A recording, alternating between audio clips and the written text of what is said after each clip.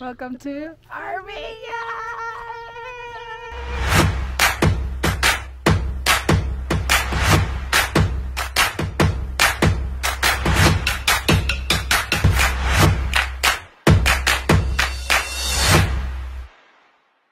Fit check. Let's go! Anong gagawin natin today?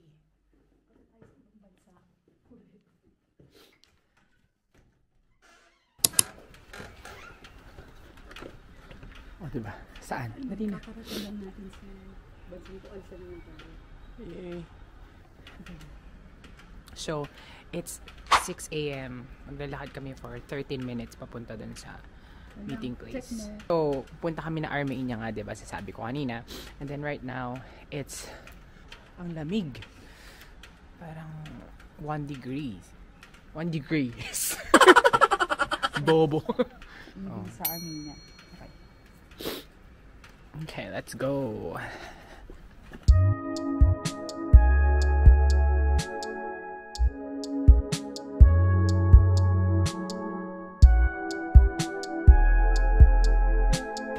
So ano na tayo guys? Sana wala tayong matapakang mga patibong sa daan. Guys, kasi ang daming patibong dito. Alam mo yung parang kapag naglalakad ka, ay! May kimpampara ng aso. Ang lamig. Ayoko na. Akala ko pa naman kaya ko mag-survive ng ganito lang. Saan tayo pupunta dito sa Armenia? So, what can you say about Armenia? Interview. Bansa siya. Yun, nandun siya. Diyan lang siya. Ang lamig. Ay, bali guys. Georgia, Armenia, and yung mga some countries in the Balkan region. They're part of USSR before. Oh, yun yung aking maya, ano. USSR is ano ba? Madam? Hindi ko alam eh. Basta Russia yung dulo nun. Soviet Russia. No? Ay, Oo. tapos ano yung masasabi mo sa TV? Sa TV, puro Russian. Uy, iba-iba. Yung ano, yung TV nila puro Russian. Pero hindi sila friends sa Russia. Saan nila hawakan? Sige.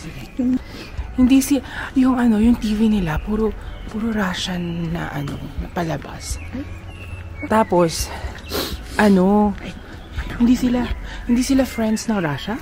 Ngayon? hindi, oo. Galit Ay, sila. Pero yung mga palabas nila is Russian. So parang bakit? Wala. Okay, so right now we're on our way to Armenia nga. Paulit-ulit tayo pero so ayan, tignan natin kung makakapasok tayo. And then we're gonna share our experiences kung ano yung process na pinagdaanan namin papuntang Armenia.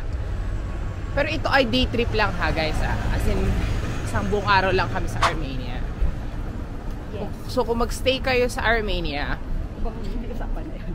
hindi, feeling ko magdadagdag lang sila ng booking details tsaka yung kung kailan kayo in and out of Armenia. Yun lang naman siguro. Pero kasi, mura yung visa guys. Visa is just 8 USD. So, or euros. I'm not sure. 8. Basta 8. We're gonna update you.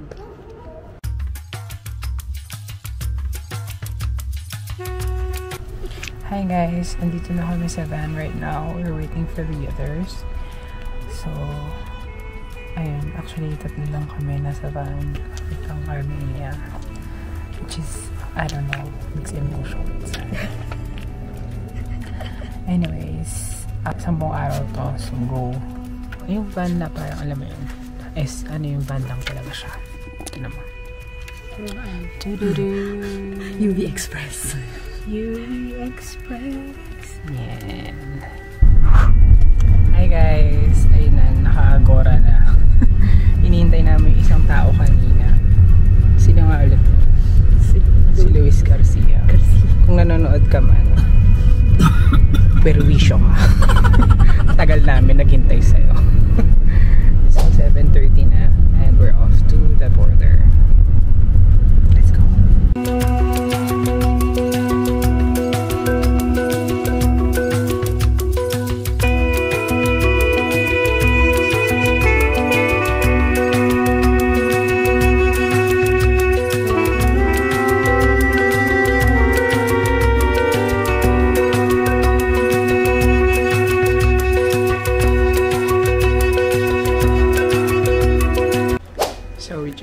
the border of Georgia. And right now, nakapag-toilet na rin. Nakahanap na namin yung toilet sa wakas. And so, teka lang, let me show you. Hi! May bantay na naman ako. So, ayun na yung Georgian border. Tapos, that's the Armenian border. Let me show you. And doon, may flag. May flag. Tawid tayo dyan mamaya. Hi guys! Welcome to Armenia! Mamaya tayo magaganan, pero... Yes! Hi!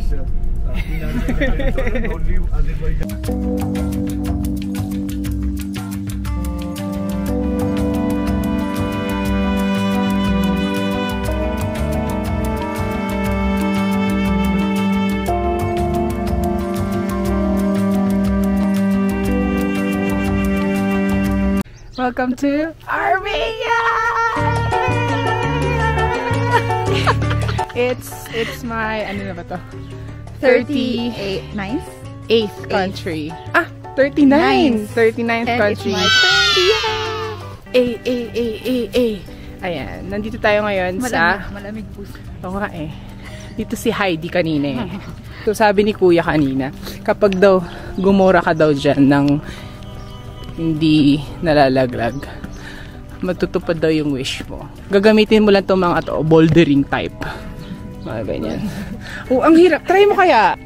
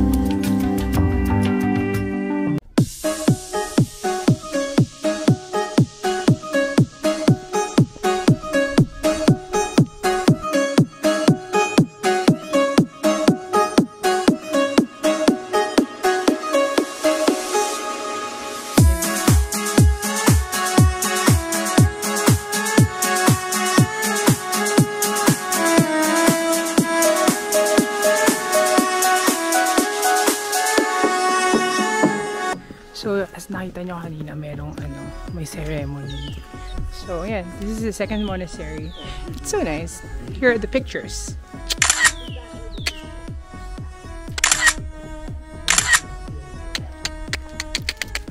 Ganon.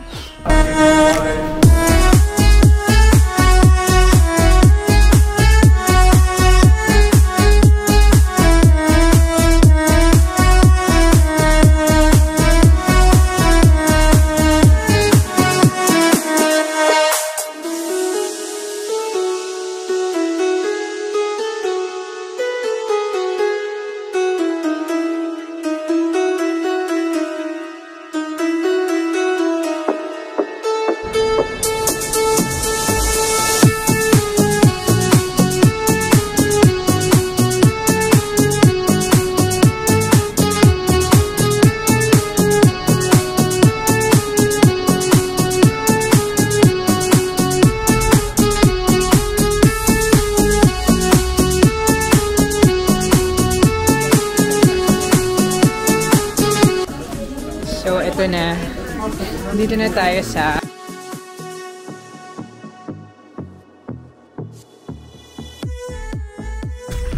malapit na po tayo sa peak ng Mount Everest. Ang Team Pacman, Day! Ang Team Pacman malapit na po sa tuktok ng Mount Everest. Pinapunta namin ng aming team. Nilipad at pinuntahan ng aming team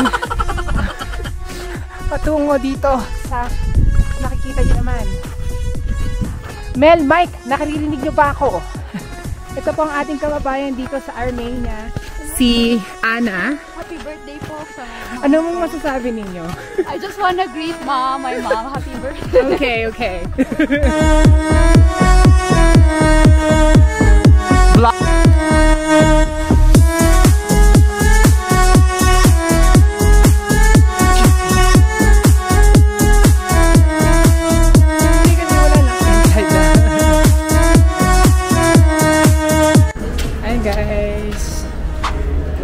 We're in Yerevan now. Madam, anong masabi mo? Ay! We have something like this back home. May street art sila. But a lot less marks. And a lot more. So dito pala guys, nakikita natin yung Mount Ararat kung saan pala. Nandun pala yung ano, yung... Ararat. Mount Ararat. Yun yung sinasabi nila na... Noah's Ark. Oh, yun na nga. It's there. Ararat. Yung kasama naming Russian. Oh.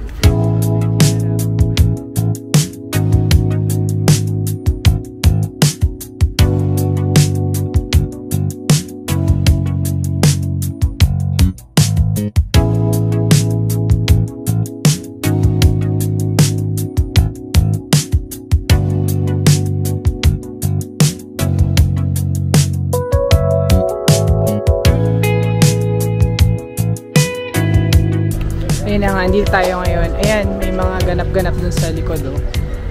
Woo! Dito na tayo sa 800 steps daw yan. So, charot lang. Hindi ko alam kung ilan. Nandito yung totoong steps. Hindi na kami aakyat. Kasi 10 minutes lang binigay sa amin ng driver namin. So, yan. Pak, ganun. Ito yung mga photos, oh.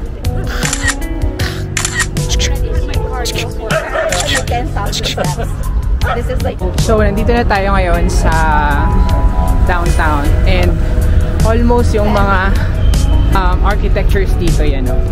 From Soviet talaga. So, mga red, pink na stones, ganyan. Tapos, very European yung vibe niya for me. So, exciting. Wala lang. Actually, 30 minutes lang binigay sa amin dito. So, laban-laban lang sis. Let's go!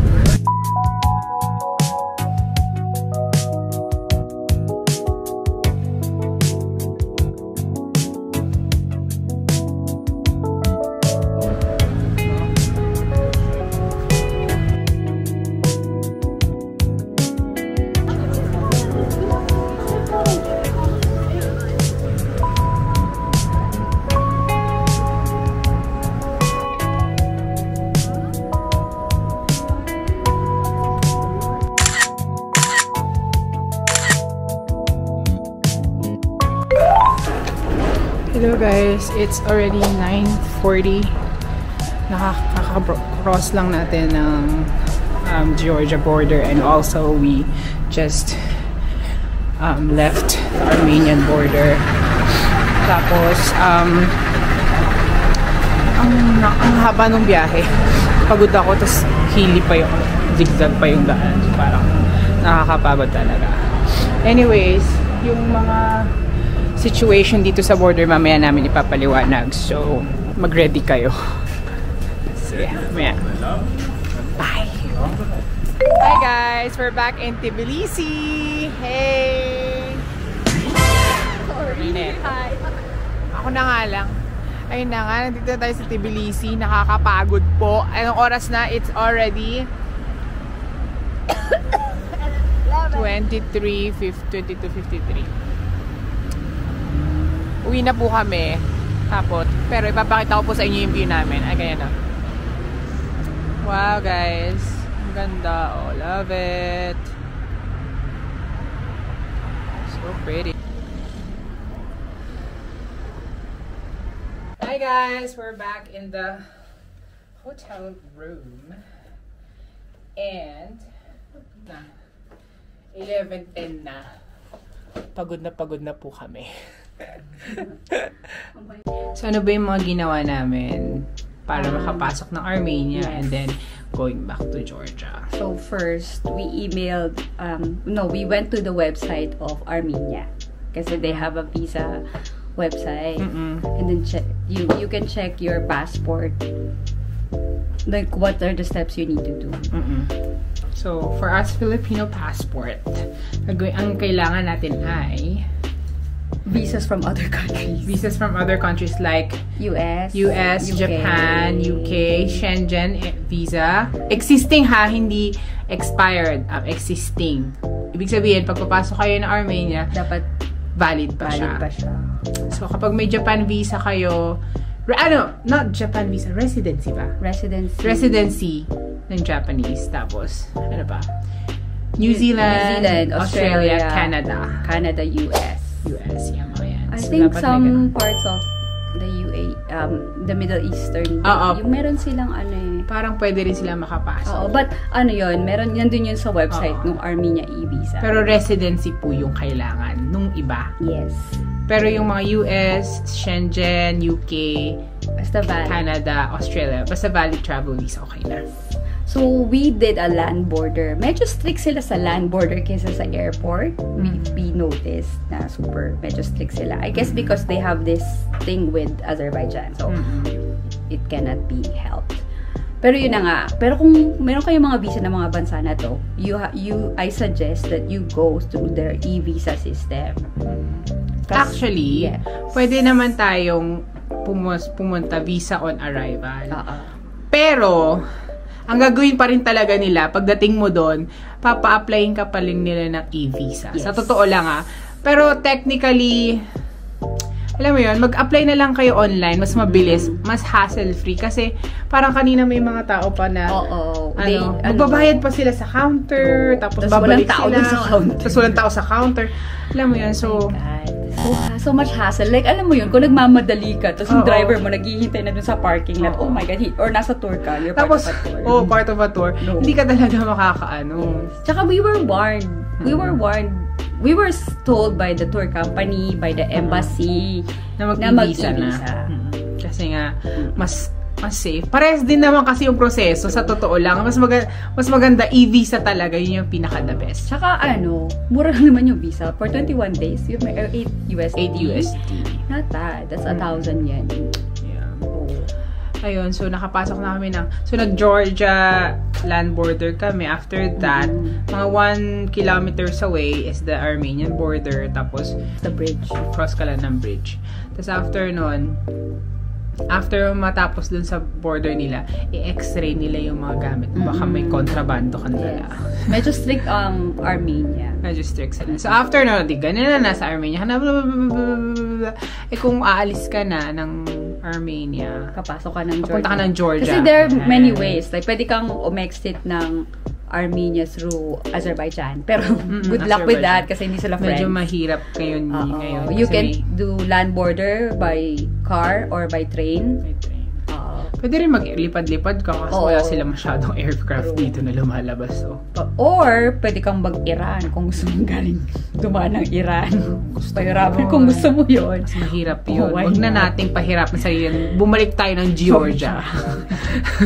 So, yun. Kasi parang kami, kung ganun ang balak nyo, lumagpas na lang kayo ng Georgia. Mas maganda yun. Anyways, day trip lang kami sa Armenia. Pagdating namin dito sa Tbilisi, ito na ngayon ang next step. Going to Georgia via land border. Ayan. Okay. Yes. So, syempre, magkaiba na yun. Kakagaling mo na ng Armenia. Lumabas ka na ng Georgia. Babalik ka ulit. Pero ang strict pa rin nila. Lalabas ka na nga ng Armenia. So, ito na yung kailangan yung documents. Ka pa rin nila. Ano yung kailangan yung documents? Yung e-visa. I-print nyo yun, guys. Kasi, medyo, kailangan nila na-printed. Kasi kukunin nila na ayun pala yung kailangan nyo palang. Exit. Hindi, kailangan pinaka-importante is yung e-visa. Ipiprint nyo yun ipiprint nyo yun. Huwag tayong actually, yun yung bala ko parang pero nakalagay kasi dun sa kailangan i-print. So, ayun, napaprint tuloy siya. napaprint ako ng oras. So, ayun. Pag exit mo ng Armenia, yun, hanapin pa rin nila yung e-visa na papel. Lalabas ka na hanapin nila yung e-visa mo. Sabi na, asan e-visa mo? Okay, eto. Kasi hindi nyo pa nakita, tinatakan nyo na ako kanina. Tapos, Ayun ulit, tas reverse process. Papasok ka naman ulit ng Georgia. Ang isa pang napansin ko sa kanila, yung mga passports natin, bihira talagang lumabas sa kanila. Kaya talagang chine-check nila yung identification page, tapos yung mga visas na nakalagay sa'yo kung totoo ba. Napaka-rare Pokemon po ng mga Pilipino sa area na. Actually, mga Asian wala talaga. So, talagang sobrang higpit talaga sila sa mga passports natin. As in, napansin namin yun, kahit yung mga tao nakapila dun, parang, ha? Pa-exit na kami nito Parang, pa-exit na kami, parang, ito yung passport. Gaganunin pa nila ng ay. Alis na nga kami sa bansa niyo. Tapos kaya sa atin mo. Kaya nga. Tapos anyways, after nun, pasok na ng Georgia border. So, ang same lang din kapag nag-enter ka ng air. Papakita mo yung visa mo. So, pag pumasok ka ng Georgia, you need Japanese visa or residency. I'm not sure. Baka kapag residency. Tapos, UK, US. Parehas lang ulit ng Armenia yon. US, Canada, Australia, New Zealand, visas. So, yun ulit, kailangan existing pa rin sila. Pero mas maganda kung ang visa mo is kakabit sa passport. Kasi nga, yun yung nangyari sa kanya. Pak. Dali, kwento mo. Kasi nga, parang kinwestiyon nila na bakit, kasi nung, siyempre, lumipat kami to Georgia, wala masyadong tanong sa airport about yung dumating ka na Georgia first time. Japanese residence card. Tapos, nung by land po din kinwestiyon nila ako ng bonggang-bongga. Like, kasabay mo ba yun? Yung husband mo? Sabi niya husband, pero parang friend. Narinig ko parang, tapos biglang, tapos sabi ni ate dun sa sa officer ko, hoy, kasama yan itong kailangan i-check yung Japanese ID, residence card, ganyan. Sabi naman nung officer ko, may US, may UK, may kimpamparang visa to. Sabi niya nga, so natahimik si ate. Kaya napatagal to siya. Kasi wala yung iba kong visa dun sa bago kong passport. Hindi yung bagong passport, wala dun yung mga US, UK, yung mga Canada, ganyan. So, medyo na-question. Tsaka first time ko, feeling ko first time na makita ng Japanese residency card. Kaya talagang, ang ginawa is lumabas. Paano ginawa? Lumabas siya. Kinuha ni ate lahat ng stuff, like the passport and the residency visa. I think, tinanong niya sa superior officer niya kung uubra ba to. So, siyempre, feeling ko, kailangan pa nilang check sa system na is it viable, gano'n. Yung, does this kind of visa actually exist in real life? Kasi so, i-check talaga nila yung credibility ng visa na meron ka. Medyo sa totoo lang kasi kahit naman may US visa ako, nakikita ko kasi sa reflection nila kung ano yung tinitignan nila. So, nakakita ko US visa yung tinitignan nila. Tinitignan nila isa-isa, pati yung, napakahigpit. Authentic yung Alam mo yung kakagaling lang po namin ng Tbilisi kanina umaga, ng Georgia, tapos babalik lang kami. Parang, guys, nakapasok na ako ng bansa niyo, tapos kukasin niyo pa ulit. Yung land border na to is very strict. And hindi siya masyadong, parang i-chill mo lang. So, kailangan paghandaan mo rin. Saka medyo kasi, ang nakikita siguro nila sa land border is yung the usual passport. The usual passport, Azerbaijan, Armenia, Georgia, yung mga hindi tulad ng Turkish, mga ganyan. Immigration officers sa airport na mas madami silang nakikitang nationality. Land border is different kasi. Kasi wala namang masyadong nagtatraverse ng land border. It's very rare siguro for them to see Asians or this kind of passport, this kind of residency visa sa that part of the world. Kaya yun. So, yun, i-prepare nyo lang yung mga visas nyo, tsaka But, when in doubt, don't ask people who are not qualified to answer your question. In other words, when in doubt, ask the embassy. Ask the embassy on your... Guys, it's free. They have email. Alam mo yun. That's what we did. Ask the embassy na jurisdiction kayo. Parang, say for example, kami sa Japan. Sa Japan Embassy. Embassy of Georgia, tsaka Embassy of Armenia. Sa In Japan. Embassy of Turkey even, we asked this in Japan. Like, we emailed them. Guys. Huwag tayong maniwala sa mga ganto-gantong vlog lang. Kasi depende pa rin talaga sa situation. Talagang napansin ko lang sa both borders. Talagang chine-check talaga nila yung passports. Kasi I guess na, pwede kang mag-human trafficking sa area na yun. Kasi land borders, So, yun na nga guys. So, when in doubt, Don't ask another Filipino. Oo. Ito ay aming mga gabay lamang na ito yung nangyari sa amin. Like, so, siyempre, pwedeng it's a iba yung mangyari sa case inyo. by case basis. So, if when in doubt, explain your situation to the embassy via email. Kung ayaw nyo mang email, kung hindi kayong ganung tao, tawagan nyo yung embassy. Or meron pa rin internet, si Google Sensei, andyan siya. Pero, I-search nyo. yeah. I-search nyo yung visas in Armenia, tapos visas in Georgia. Yes. So, land border, medyo mahigpit si Georgia and Armenia. Tapos, air border, si Georgia, medyo chill lang siya. Oo. Pero magtatanong pa rin siya. Basta Pero, may, are you ready? And of course, e-visas, please. ayun, e-visa sprint, ganyan. Oo. Even if they say it's visa on arrival, is good. Kasi kami naniniwala kaming visa on arrival. Oh, parang kami chill na lang. Okay, wag na tayo mag-visa. But we Parang, were warned. parang sabi nila, mag-e-visa na lang kayo. Basta yun. Ganun pa rin. Wag na kayong mag-ano dyan, mag-e-visa kayo kung pupunta kayo ng Armenia, wag nang ano-ano, yun na lang gagawin mo dyan. Yes. Okay? Ayun na. So, Ayan, good luck, tips guys. from your tito and tita. Yes. Travelers. The travelers of... So, pagod na talaga kami. Pero ayan na, 11:15 na nga at kami maliligo na. May something pa kami bukas. So, good luck sa inyo, guys. And I hope you visit the beautiful countries. Yes, it's so beautiful. Armenia is such a beautiful country. They're underrated. Pero very underrated. Tsaka Georgia is more to explore to more. Yes. Ayan. Okay, go! Push! Bye!